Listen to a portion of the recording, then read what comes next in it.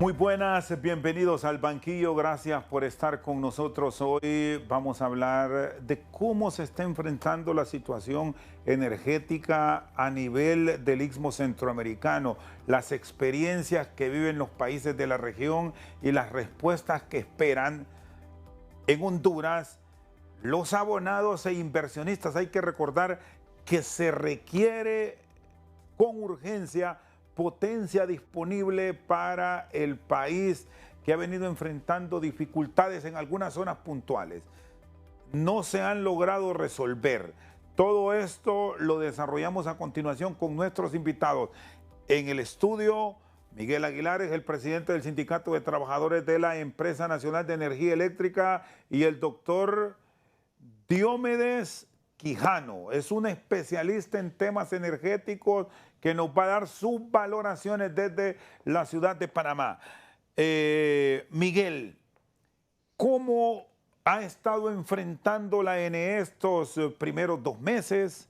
¿En qué se logró cambiar de cara a los grandes retos y las demandas que tenemos de los abonados en este 2024? Y ojo que cuando hablo abonado, incluimos como principal demandante a la gran industria. Bueno, gracias por el espacio, licenciado Rosendo. Honduras viene padeciendo de déficit de potencia firme desde hace varios tiempo atrás, hace varios, 3, 4 años.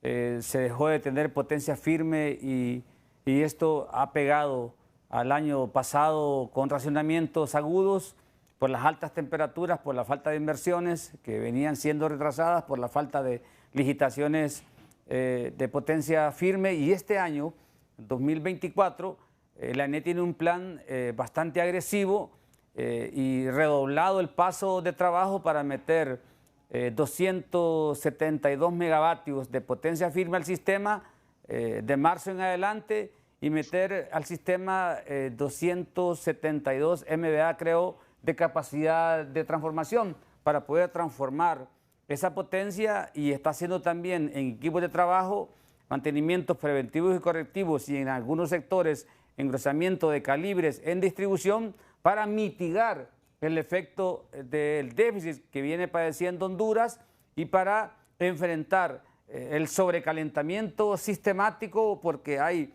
déficits que son locales y hay un déficit que es nacional. Entonces se ha focalizado diversas compras de emergencia de potencia firme y la más grande es la que está ubicada en la planta allá en Villanueva, que es de 140, creo, megavatios, que también está el plan apretado porque esta planta, según hemos leído, entra a finales de marzo.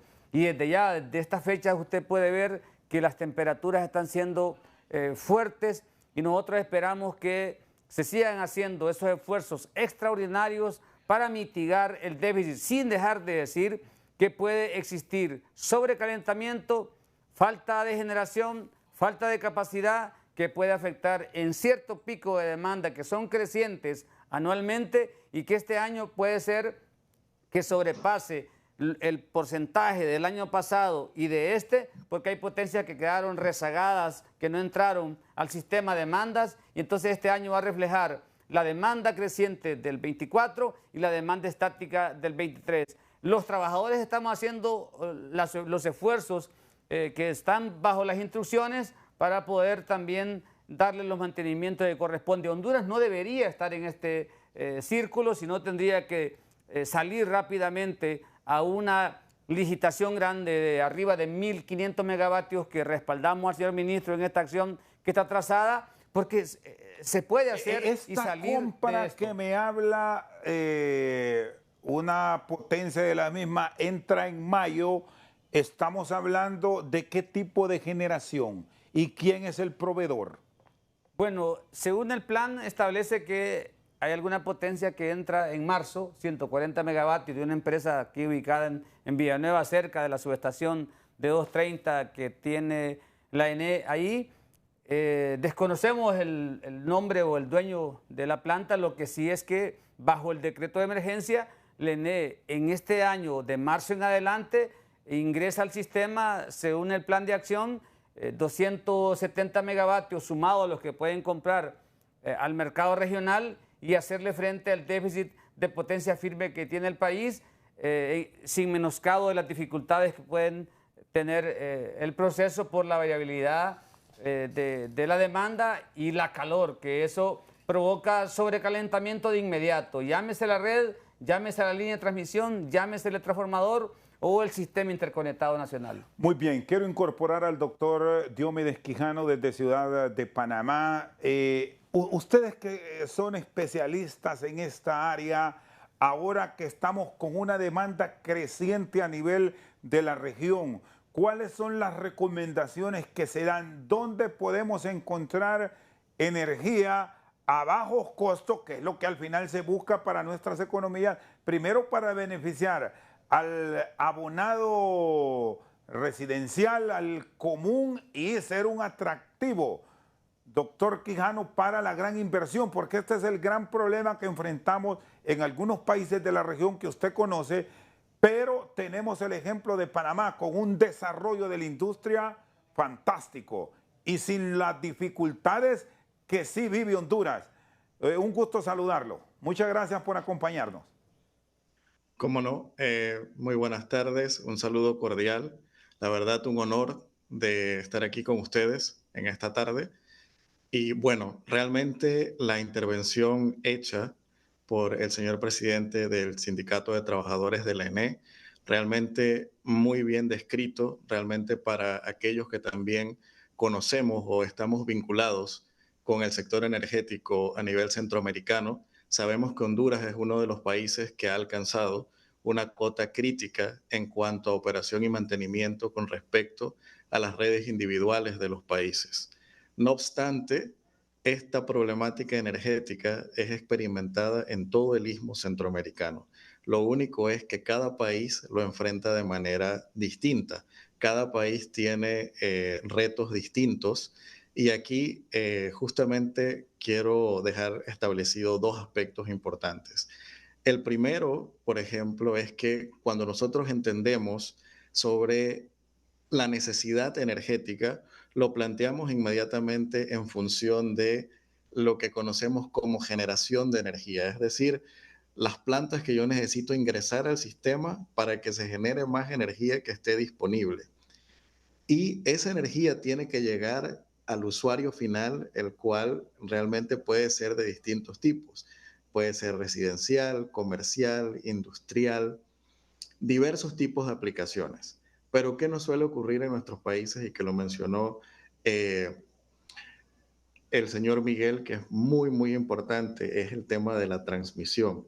Nuestras redes a nivel del istmo centroamericano han alcanzado puntos de emergencia en donde para transmitir la energía de manera adecuada necesitamos también mejorar la calidad de infraestructuras. Entonces, cuando usted me consulta dónde están las fuentes de energía que se puedan desarrollar a un bajo costo, que sean competitivas, realmente, por un lado, tenemos que entender hacia dónde se mueve la filosofía a nivel mundial en lo que es el manejo o gestión energética, y es irnos hacia las energías renovables y las fuentes o los vectores energéticos que promuevan lo que conocemos como sostenibilidad.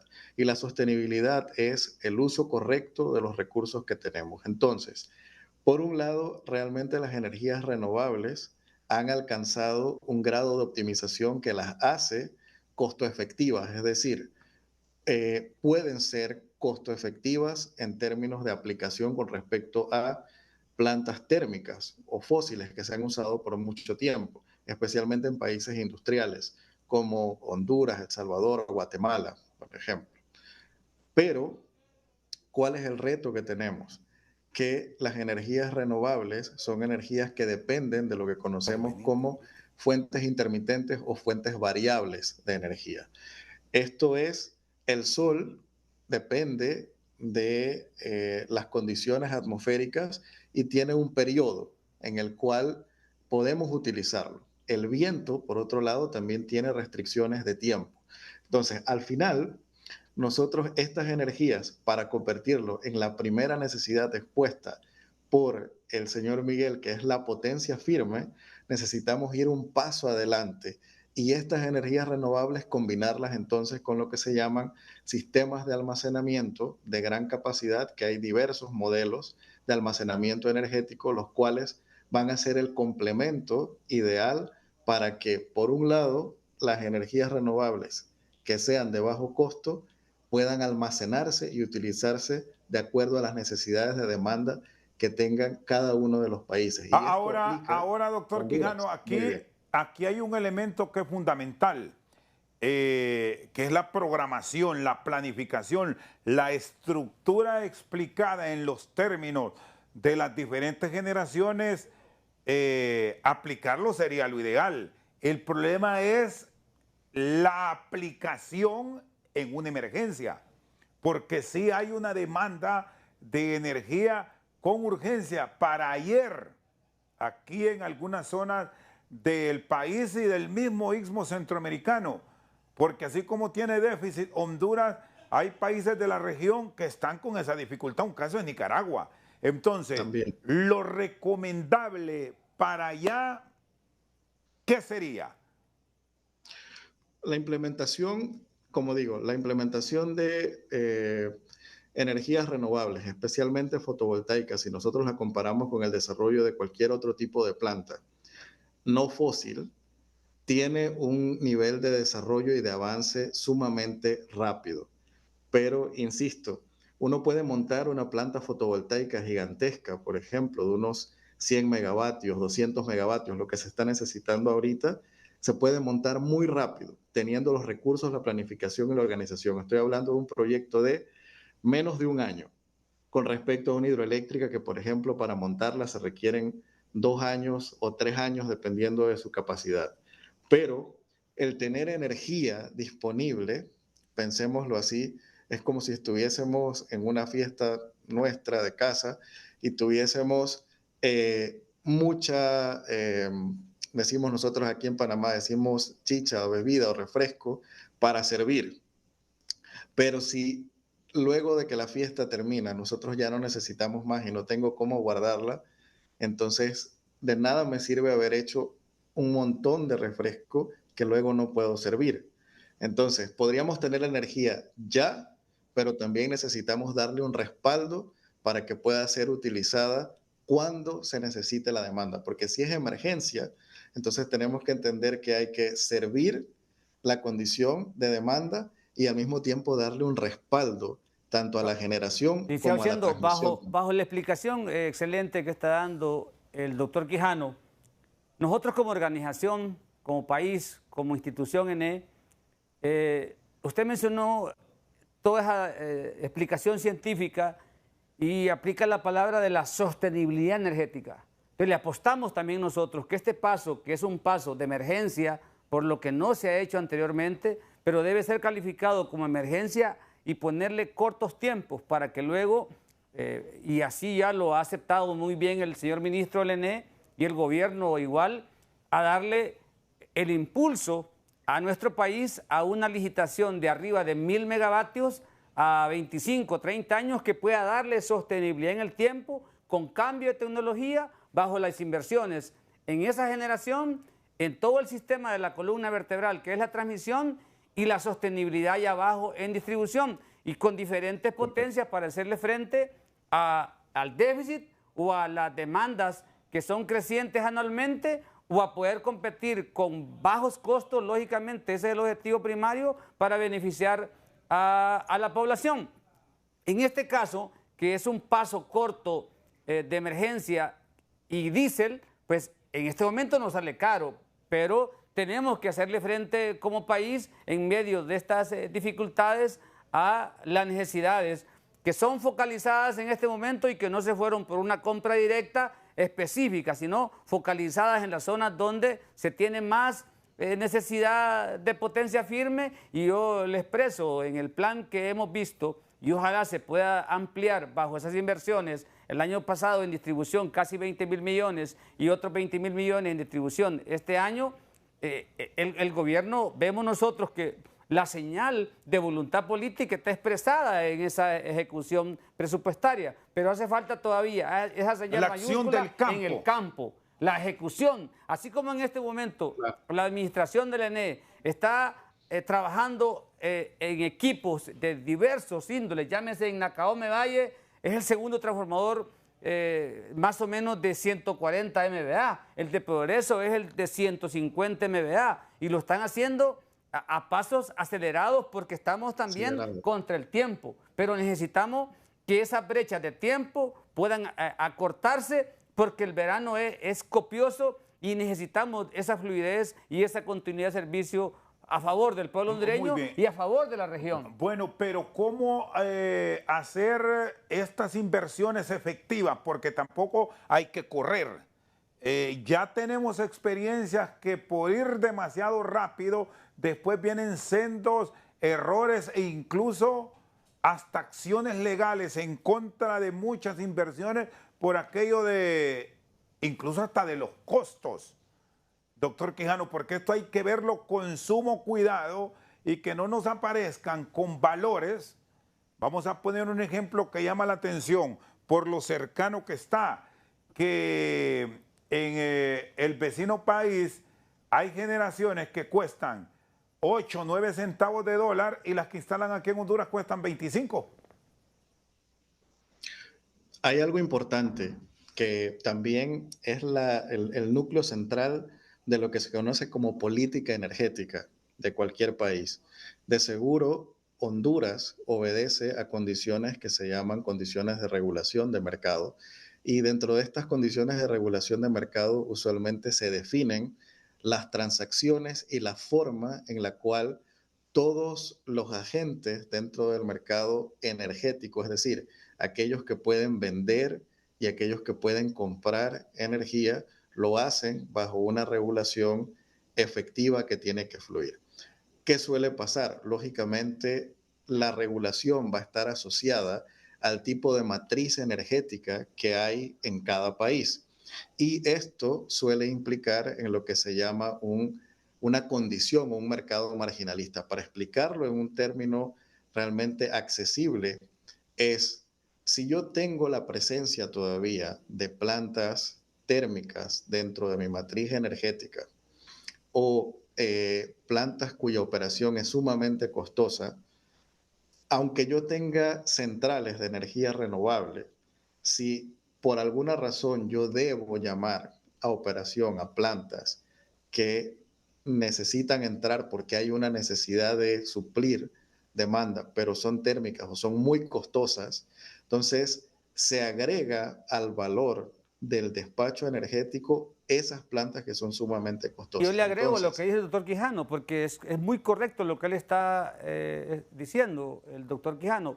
Vea, aquí está la línea trazada bajo esa matriz, bajo lo que establece la ley de la industria eléctrica, bajo lo que establece el análisis anual de despacho, y despacho ve entonces los meses, la demanda, los cálculos, las variables, las potencias que ingresan, el mantenimiento que debe mandar cada unidad, cada planta a despacho, se hace la corrida y se ve efectivo cuánto es, según también lo que establecen los meteorólogos en el año sobre el calentamiento, y esa regulación ya lo establece la ley, pero lo que decía el licenciado Chendo también es importante, que este paso de emergencia sea transparente, que se busquen los mejores costos, aunque lógicamente por ser emergencia y ser diésel, pues lógicamente sale caro. Y la aspiración nuestra como trabajadores, como pueblo, es que Honduras, siendo el segundo país con más riqueza hidroeléctrica, impulse rápidamente los proyectos de las grandes centrales hidroeléctricas a construir paralelamente, doctor Quijano, a las inversiones en energía solar, eólica u otras que se pueden ver de diferente tecnología y aglutinarlo a esa sostenibilidad del sistema energético hondureño conectado a la red centroamericana. Muy bien, solo permítame, doctor Quijano y Miguel Aguilar, que nos acompañan hoy aquí en el banquillo. Vamos a hacer una pausa, después le doy la palabra a usted para que nos dé sus consideraciones. Ya regresamos. Seguimos al banquillo revisando la situación de la potencia instalada a nivel de Centroamérica y particularmente las repercusiones que tenemos en Honduras por la falta de potencia que le hemos venido experimentando en los últimos años producto de desaciertos que se registraron en el manejo del estatal eléctrica en la última década. Es un asunto de muchos años con un descuido enorme. Doctor Diomedes Quijano, usted tenía la palabra. Sí, correcto. Entonces, como les mencionaba, dentro de esa gestión de política energética o de regular el mercado energético de un país, Honduras, por ejemplo, tiene grandes puntos a favor y tiene retos como cualquier otro país, y es el hecho de que la ENE es de las pocas instituciones centralizadas que gobiernan un mercado eléctrico. En los demás países del Istmo Centroamericano tenemos participación privada a nivel de generación, de distribución o semiprivada, porque el Estado se involucra en esto. Pero al final indicaba con respecto al análisis de costos, definitivamente es importante, porque aunque sea un periodo de emergencia y que haya que añadir energía en el corto plazo, como lo dijo el señor Miguel, hay algo importantísimo y es hay que actuar en el momento por la necesidad del estado de emergencia, pero casi en paralelo, o por qué no decirlo, en paralelo, ir trabajando el resto de fuentes que van entonces a dar la respuesta en el mediano y en el largo plazo. Y las Entonces, experiencias que se han tenido con estos sistemas mixtos de inversión en el sistema de generación, ¿cuáles han sido? ¿Cómo le ha ido, por ejemplo, a Panamá? Porque aquí tenemos mucho énfasis en la experiencia de Guatemala. Sin embargo, estas normativas en Honduras no se han aplicado. Aquí seguimos bajo ese monopolio que curiosamente por las malas administraciones, y eso Miguel lo conoce, ¿cómo explicar que es el único monopolio quebrado en Centroamérica? Doctor es un Quijano. aspecto interesante, es un aspecto interesante, como indiqué, la ENE tiene grandes ventajas que no tienen otros mercados eléctricos, pero tiene sus retos, realmente sin profundizar en aspectos, digamos, más propiamente políticos o de la revisión, digamos, que ha pasado en décadas pasadas con la ENE. Lo que podemos explicar es el modelo semiprivado que ha sido utilizado en otros países. Vamos a decir, Guatemala puede ser un ejemplo, pero en el caso de Panamá también. En Panamá desde 1997-98 realmente se fragmentó lo que era el Instituto de Recursos Hidráulicos e Electrificación, que era muy similar a la ENE y supervisaba todo el mercado eléctrico en todos los niveles, generación, transmisión y distribución. Panamá de este modo se queda con una generación semi-privada, porque el Estado tiene participación en las centrales que son más grandes y que son críticas para la operación del país.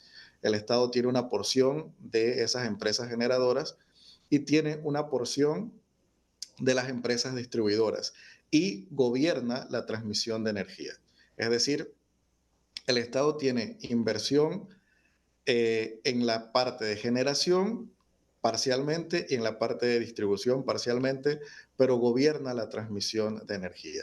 ¿Qué ha permitido esto? Ha permitido que los inversionistas privados puedan sentir una seguridad de crear oportunidades para invertir en energía a nivel de Panamá.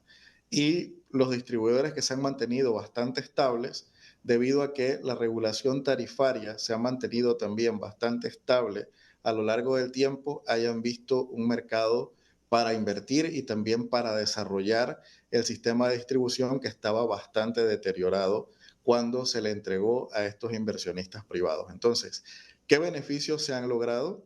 Se ha logrado el beneficio de la red de distribución al estar en manos de una empresa privada y su contrato de concesión, solicitarles que mejoren las infraestructuras, ha traído que la cobertura en muchas zonas realmente inclusive desatendidas se haya alcanzado y que también, digamos, el nivel de apagones por causa de distribución hayan disminuido, sobre todo en el área metropolitana o las ciudades más importantes, pero al mismo tiempo ha traído un alto nivel de inversión privada a nivel de generación, sobre todo en fuentes fotovoltaicas, fuentes hidroeléctricas, y últimamente se han añadido algunas aplicaciones con gas natural que a nivel de energía las vemos no, digamos, con rechazo ni con recelo, sino que son proyectos que por su gran dimensión y por el tipo de combustible que utilizan, es prácticamente como tener lo que llamamos una gran reserva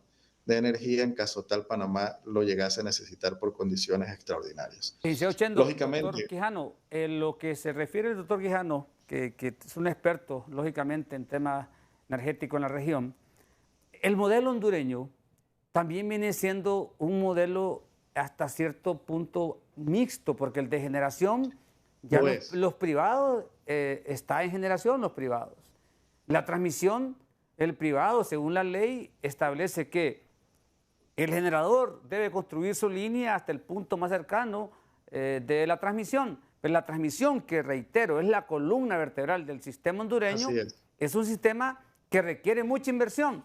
Pero lo que planteamos nosotros es, bueno, está bien, abrirle el espacio al privado que pueda invertir, pero que la tutela de esa columna vertebral por seguridad nacional debe operarle el Estado. Pero se ha hecho como tal aún y cuando la normativa lo dice, porque ese es el gran problema, que aquí venimos escuchando que habían empresas generadoras obligadas, estamos hablando desde el siglo pasado, a crear sus propias líneas de transmisión, y aquí seguimos esperando desde que se puso en marcha el programa 7 ciudades, que sí fue un gran desarrollo e impulso del ENE, esas líneas de transmisión, seguimos en espera, salvo excepciones de las reglas se hicieron, Miguel.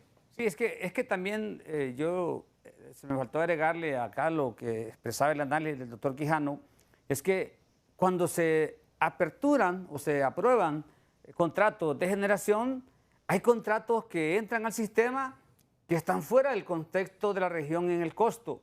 Y eso lógicamente encarece el kilovatio hora y encarece el despacho. El despacho no se vuelve un despacho económico como es en cualquier parte del mundo, bajo el modelo de competitividad. O sea que aquí no vale aquello que la energía más cara es la que no tenemos, porque con ese cuento es que nos han venido... Esa tesis es la que nos han aplicado. Sí, y nos han metido aquí costos que asustan. Y el ejemplo más claro de que debe de aperturarse también un camino de inversión privada debería ser el análisis de estas inversiones o la aprobación de estos contratos de emergencia de 270 megavatios para que ver el paso diésel cuánto vale y cuánto puede valer un paso a 25 o 30 años de una licitación de arriba de 1.500 megavatios con diferentes tecnologías que nos abaraten los costos y que Honduras salga de lo mismo y trasladar lo que establece el plan indicativo de generación, el plan indicativo de transmisión, porque este no es un problema de planeación,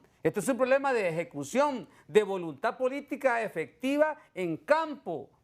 El problema es que también estamos enredados en diversos intereses, pero la población... ¿Qué tipo de intereses enredan? Hay intereses sectarios, económicos, porque... ¿Y por qué no ha impulsado, por qué no ha salido entonces Jicatuyo, Llanitos, El Cablón, el complejo Patuca y otros? Por eso, por los intereses. El paso del análisis correcto debe ser entonces este paso corto, caro, diésel. Y después vamos a un proceso de aplicabilidad rápida, con transparencia y con todos los términos que respalda el STN, a una licitación amplia en Honduras. Y estamos siendo transparentes en el manejo de estos proyectos.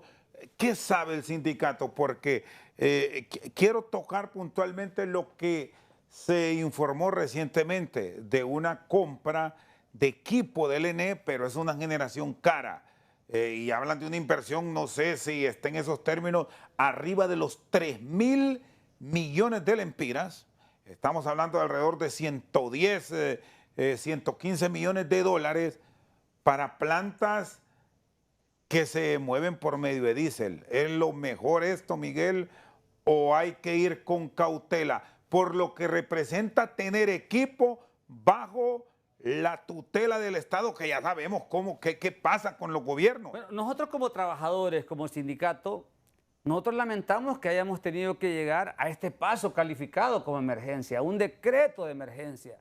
No puede ser, si ha existido la planificación, si ha existido todos los indicadores de crecimiento, si establece lo que esas planificaciones bajo las demandas que Honduras necesita, y ahí están los números, ahí están los porcentajes. Entonces, el calificativo de emergencia pues da para eso, para que no exista un fondo de transparencia.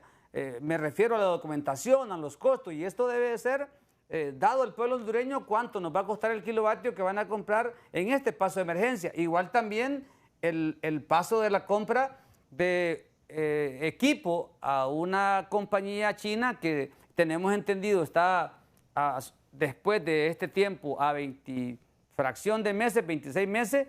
Eso debería de tener primero el análisis de este paso diésel para poder, aunque se haya adjudicado ya, pero se debe de evaluar si a Honduras le conviene, sí o no, ese paso de la compra de esa otra planta, aunque nosotros se busca comprar más. Sí, exactamente. Si se necesitara por el calificativo de X, situación adversa en el país, entonces que se evalúe el paso diésel, que se evalúe las necesidades y ver otro tipo de inversiones para si es necesario comprar ese otro tipo de potencia porque tiene 24 o 26 meses. Entonces tiene tiempo para evaluar. Mientras tanto, creo que es fundamental y lo respaldamos también nosotros es repotenciar la planta térmica en La Ceiba, que es clave hacerlo, y repotenciar las unidades que están en San Pedro Sula. Eso no significa que va a comprar usted de inmediato otra. ¿Cuántos son los megas que se buscan generar por esta compra urgente de plantas de diésel?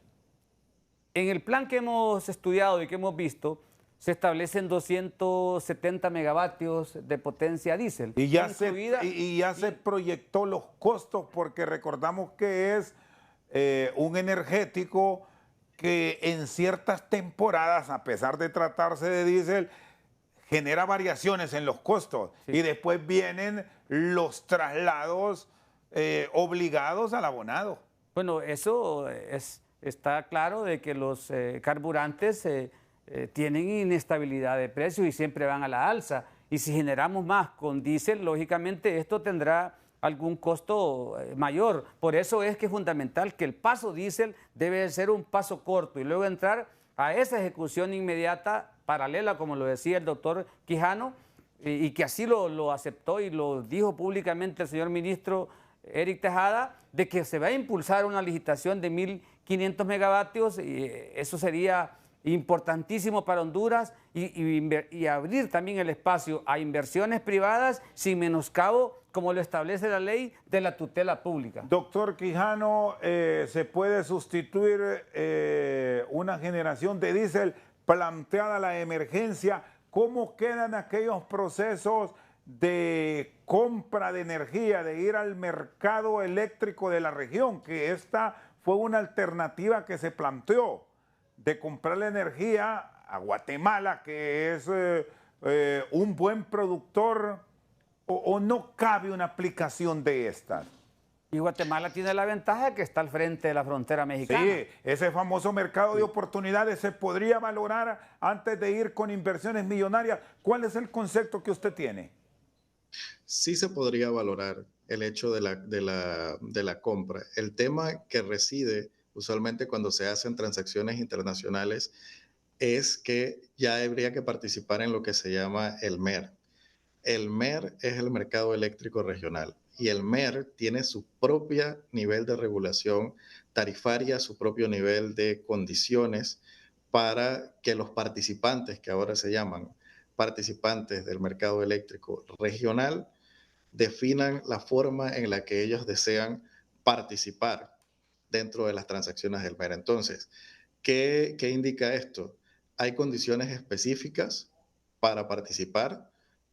Hay que evaluar si el contrato que se establece puede ser un contrato de suministro de largo plazo, porque hay contratos de corto plazo y contratos de largo plazo, y también evaluar la forma en la que volvemos a caer en uno de los puntos coyunturales y que el señor Miguel lo ha mencionado muchas veces hoy y lo ha mencionado como la columna vertebral. Es cierto, se necesita una red de transmisión eficiente para poder hacer transacciones con el mercado eléctrico regional. Es decir, el sistema de transmisión hondureño tendría que estar facultado y capacitado para poder realizar el intercambio de energía en todo momento y que se valore como una opción posible. El tema es, hay que ver cuánta capacidad, cuánta demanda y si tenemos entonces en Honduras el sistema de transmisión suficientemente estable para poder hacer las Yo es primera transmisiones. vez que Ahora, veo, disculpe doctor Quijano, es primera vez que veo desde el año pasado que se trabaja a paso redoblado y con esfuerzos extraordinarios para meter 272 MVA de capacidad al sistema. Y usted puede ver trabajando en todas zonas del país, en La Esperanza, en Tibucá, digamos, en Danlí, allá en Nacaome Valle, un transmor de 140 MVA, porque las temperaturas son salvajes en muchas zonas del país, no digamos en la zona norte donde soy yo. Y en Progreso, un transmor de 140 MVA. Y yo le digo, desde el año pasado y es primera vez que se mete una plata o se ve la ejecución en campo, y así quisiéramos que fuera sistemáticamente hasta llegar a la sostenibilidad y tener un margen de capacidad de transformación, de transportación y la esfuerzo en la distribución, porque lo de distribución en Honduras, doctor Quijano, es lo más complejo porque es lo más deteriorado en todo el país que existe. Entonces ya no solo vamos a hablar de la problemática, incapacidad en la transformación o en la transportación de esa columna vertebral del sistema, sino en la distribución, que es donde llega bajo el secundario ese 110, 220 voltios a la población. Sí, muy bien. Solo permítame, doctor Quijano y Miguel Aguilar, que están con nosotros al banquillo, quiero hacer una pausa. Ya vamos a venir para continuar con estas consideraciones sobre la situación que vive la estatal eléctrica hondureña, que sigue con serios déficits. Ya volvemos. Seguimos al banquillo, doctor Quijano, bajo un sistema mixto. Y para el caso de Honduras, que tiene el control total la ANE, ¿qué plan se debe poner en marcha de una forma efectiva, más allá de la potencia, para tener lo que señalaban ustedes, líneas de distribución efectivas? Porque gran parte de lo que está generando en déficit la ANE en nuestro presupuesto es por la energía que se pierde en el despacho, en el traslado. Aquí usted hablaba de la energía eólica. Aquí en Tegucigalpa tenemos un centro que recibe potencia de Cerro de Ula. ¿Cuántos kilómetros son, Miguel? ¿20 kilómetros? Más o menos. Más o menos, va. Pero tenemos una pérdida impresionante solo en el traslado. A eso sumemos el hurto. Doctor. Claro. Bueno, realmente todo país, y estoy casi seguro de que Honduras tiene lo que se llaman usualmente planes de expansión, y estos planes de expansión usualmente se enfocan ¿Y los en tiene? 3 sectores. Hay planes de expansión de la generación, plan de expansión de la transmisión, y también las empresas distribuidoras deben tener su plan de expansión de la distribución como tal. Entonces, el problema es, los planes existen actualmente, don Rosendo. Lo que pasa, o lo que suele pasar en la mayor parte de nuestros gobiernos, y no voy a mencionar países porque todo el istmo centroamericano tiene más o menos la misma caracterización, es que del papel en donde está muy bien establecido, y por ejemplo, las personas como el señor Miguel, el cuerpo de técnicos, de ingenieros, de gente que tiene 20, 30, 40 años trabajando en el sector energético, ellos conocen muy bien las necesidades que Honduras necesita para poder llegar a esa sostenibilidad energética. Pero ¿qué hay que hacer?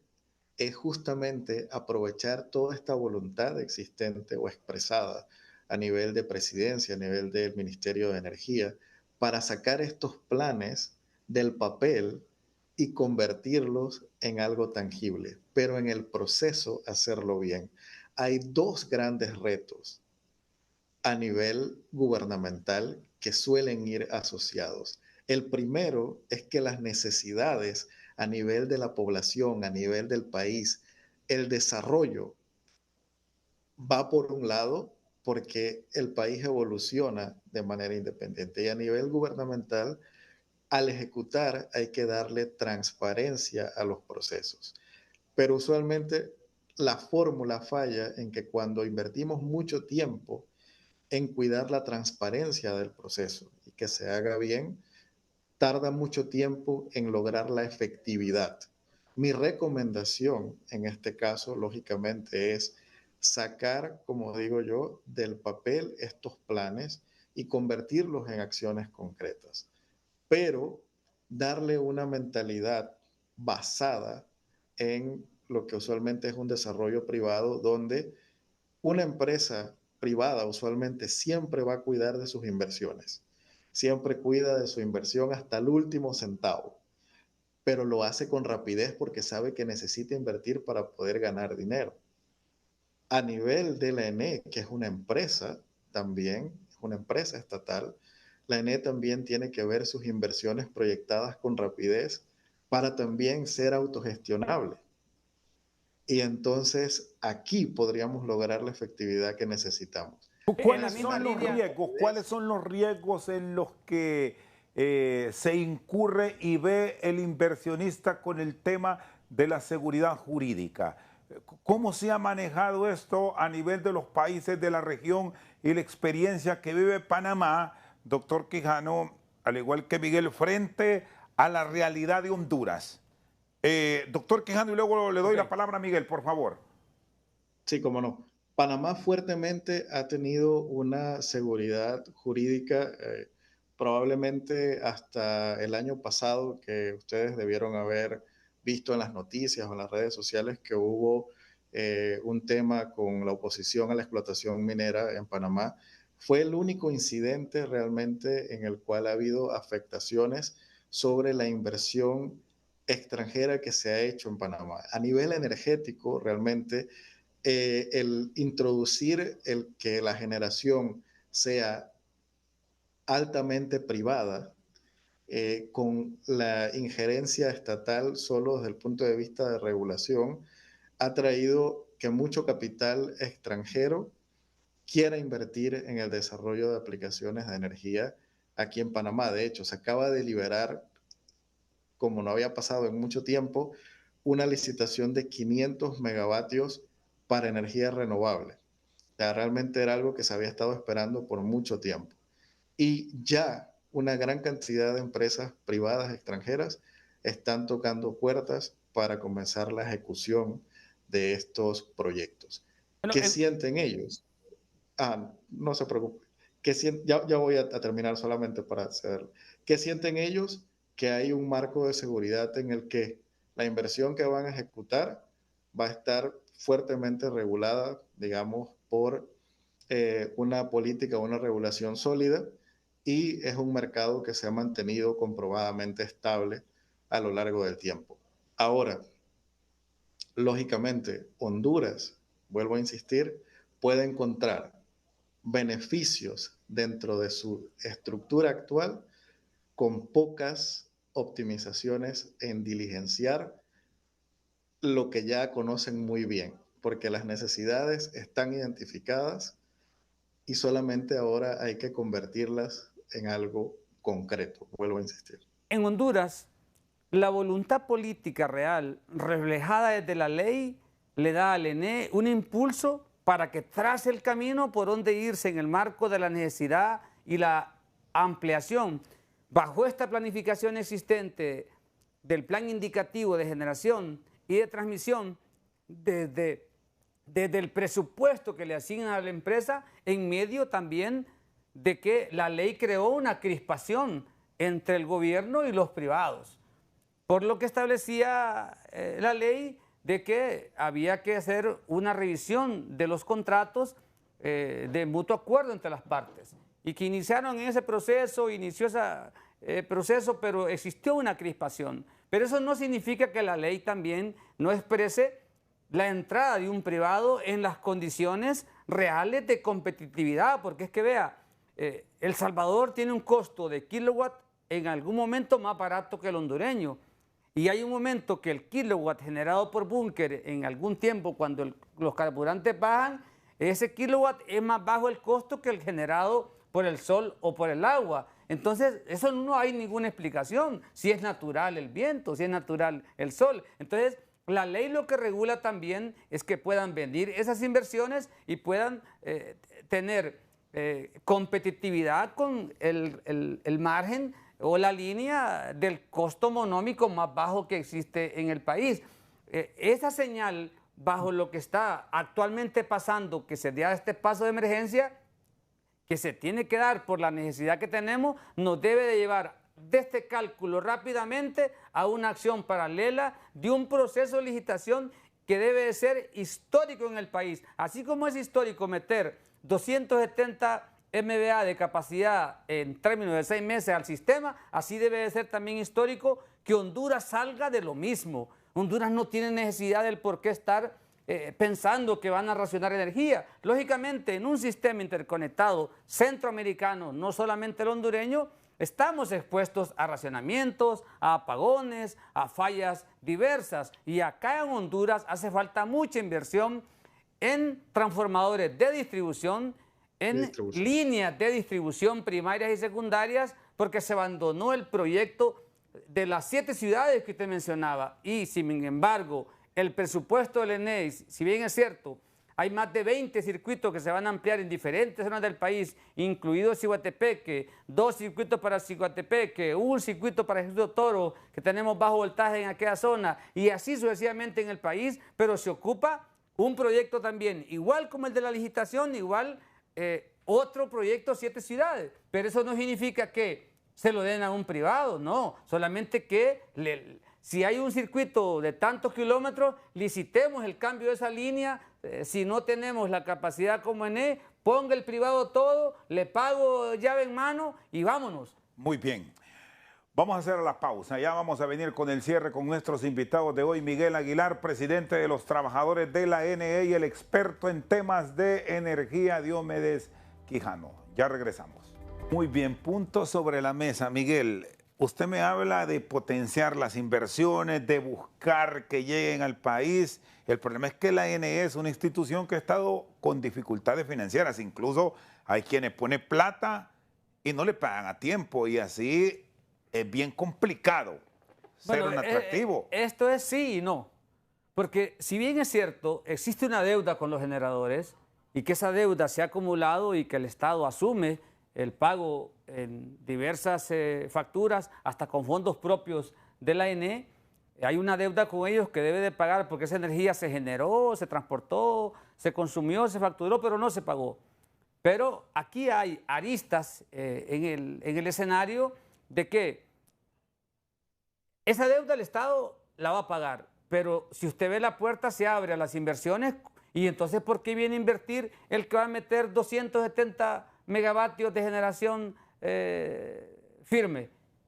Si hay una empresa en Villanueva que va a meter 140 megavatios, o sea, si bien es cierto, es riesgo propio del privado, pero también es cierto que existe la necesidad de ingresarlo al sistema hondureño o al mercado regional. Deben mejorar el sistema de pago.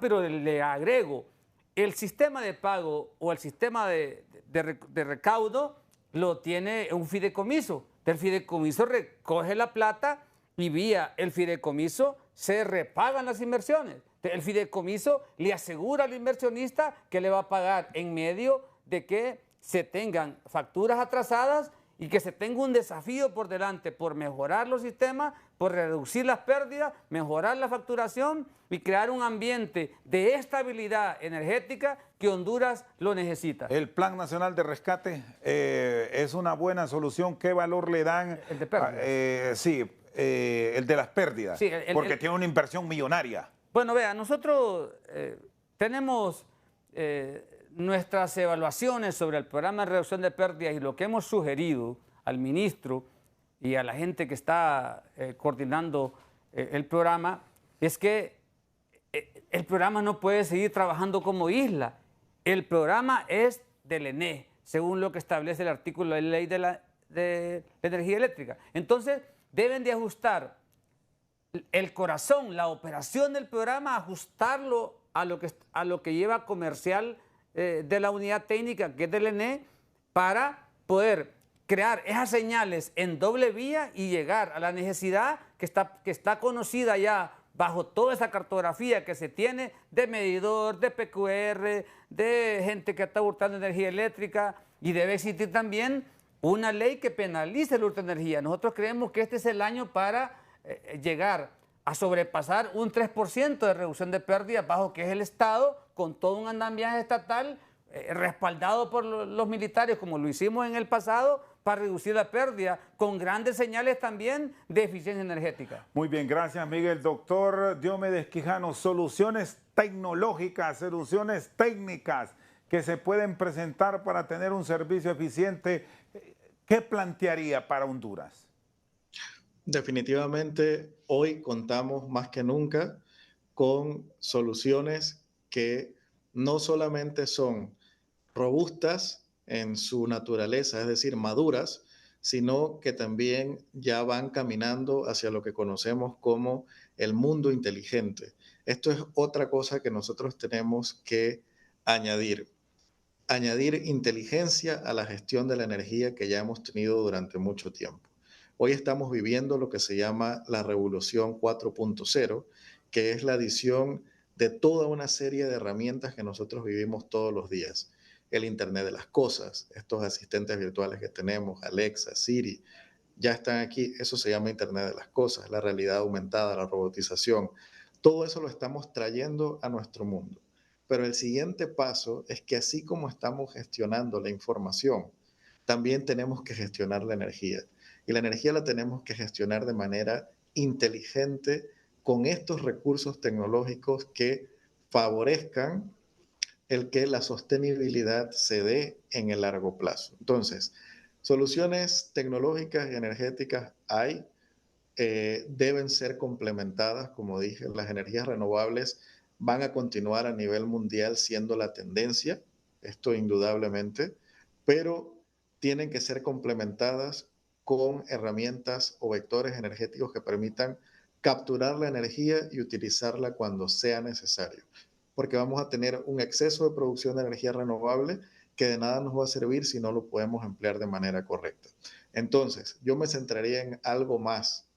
Necesitamos las soluciones tecnológicas, eso es muy importante, pero también tenemos que cambiar nosotros paradigmáticamente, o sea, como sociedad, como pueblo, hablo de nuestro istmo centroamericano, a nivel de Honduras, en el caso de Panamá es lo mismo, tenemos todos los ciudadanos que vincularnos a esto que llamamos revolución energética, tenemos que estar involucrados, tenemos que ayudar a apoyar que la gestión se dé y darnos cuenta de que sin energía no hay progreso. El modelo de los Objetivos de Desarrollo Sostenible de la ONU define el objetivo número 7 como energía limpia y accesible. Eso es importante, pero todos los demás objetivos de desarrollo sostenible giran alrededor de la energía. Muy bien. Todas las soluciones son integrales. Sí, muy bien. No se puede eliminar pobreza si no hay energía. No se puede tener acceso a agua potable si no hay energía. Entonces, además de las soluciones tecnológicas, que la tecnología siempre va a estar disponible, nosotros como ciudadanos a nivel de todos nuestros países y nuestra comunidad tenemos que involucrarnos y empujar y apoyar también a las instituciones que están haciendo la gestión energética en nuestros países. Ahí vamos a comenzar a notar los cambios. Muy bien, muchas gracias al doctor Diomedes Quijano, que nos ha acompañado desde la ciudad de Panamá, un experto en temas energéticos, muy gentil de su parte, al igual que al presidente del Sindicato de Trabajadores de la Empresa Nacional de Energía Eléctrica. Un tema que seguirá siendo noticia de primera plana, porque la aspiración final que tiene el abonado de Honduras es tener energía en su hogar, pero también a bajos costos. Por su sintonía esta noche, esta tarde, muchas gracias.